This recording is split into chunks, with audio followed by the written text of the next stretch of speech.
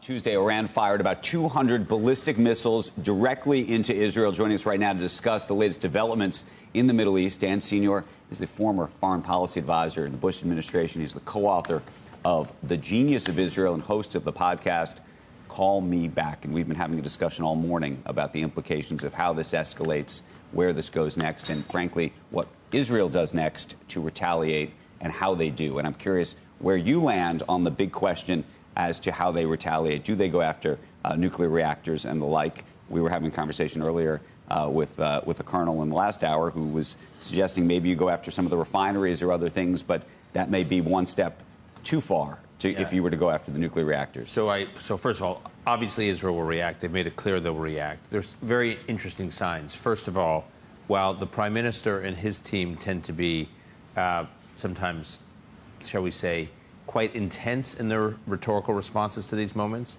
the IDF Army spokesman, the chief of staff team tends to be pretty restrained. They sound as hot right now as any Israeli politician. So there's they're totally synced up, the military and the political echelon, A. B, the U.S. government. In mid-April, when Israel dealt with that Iran attack, the U.S. obviously participated in the defense of Israel. But then the U.S. cautioned response. You remember President Biden said, take the win, meaning you don't need to respond.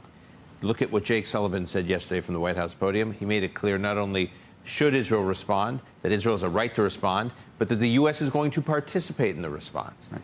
And then you just roll back and you look at the following. One, Iran has made clear for years that it has what it calls its annihilation strategy, meaning it has been developing a strategy to annihilate Israel, to annihilate the Jewish people. We saw the beginning of it on October 7th.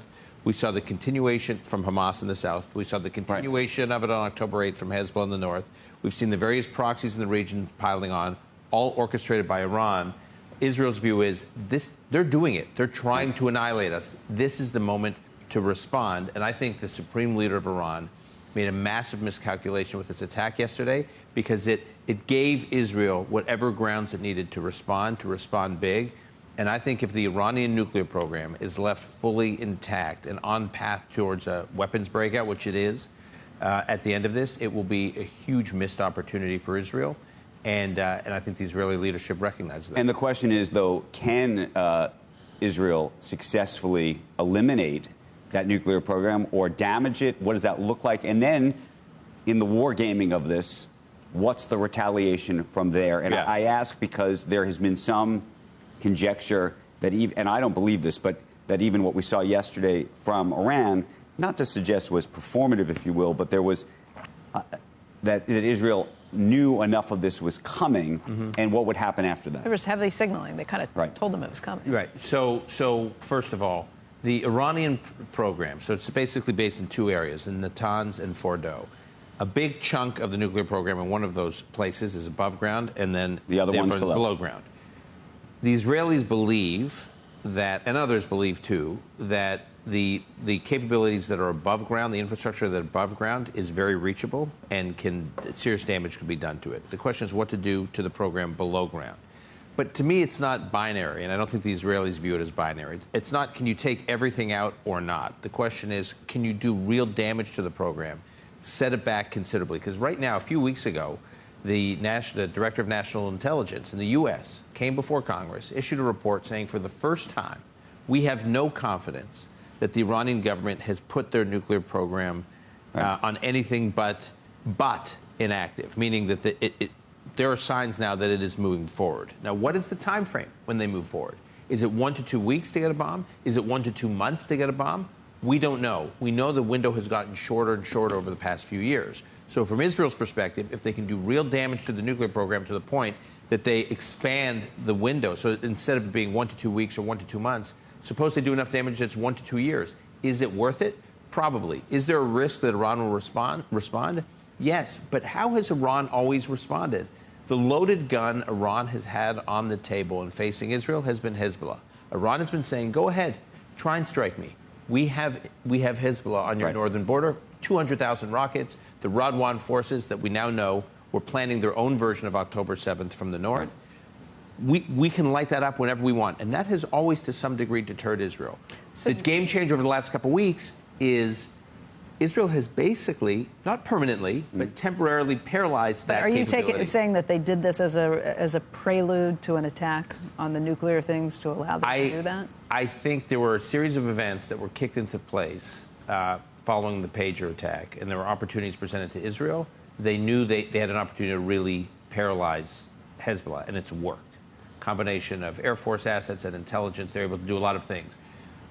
It was not inevitable that they would go into Iran, if that's your question. I mean, did they do Hezbollah knowing they're going to do Iran? Right. I do not think that was the case, but I think they now realize they've been so successful with Hezbollah, and again, there could be setbacks, so I don't want to sound totally Pollyannish, but they've been so successful with Hezbollah that if there's ever going to be a time to deal with Iran, it's now. And the supreme leader of Iran gave Israel this opening by attacking Israel, which I think will be regarded as one of the great miscalculations. Dan, what you are saying, though, is that this time is different. Everything that we've seen along the way, this time is going to be different, which means the retaliatory strike may be very different, too. Whatever Iran comes back with next, and what do you think happens with Egypt and with Syria? I think with Egypt and Syria. So I think all the Sunni states are basically rooting, whether they say it publicly or say it privately, they're rooting for Israel to do what it's doing. I'm telling you, after the pager strike, after the that's what I wanted to get to, which is how has this changed the whole dynamic for Bibi Netanyahu? I mean, he was by so many people around Israel. I don't want to say hated, but disliked by a lot of people. And it feels like something has shifted in the past week and a half. Look, I think Netanyahu's political future will remain to be seen. I still think he's got serious challenges to his own political future. That said, there's nothing like momentum and a sense like you're finally off your back foot and winning to change your political and your geopolitical positioning. And I think there's a sense inside Israel, finally, we're not just in defense mode. You know, keep in mind, Israel's war in Gaza has been Israel responding defensively to Gaza, and it's been quite effective, but still a muddle.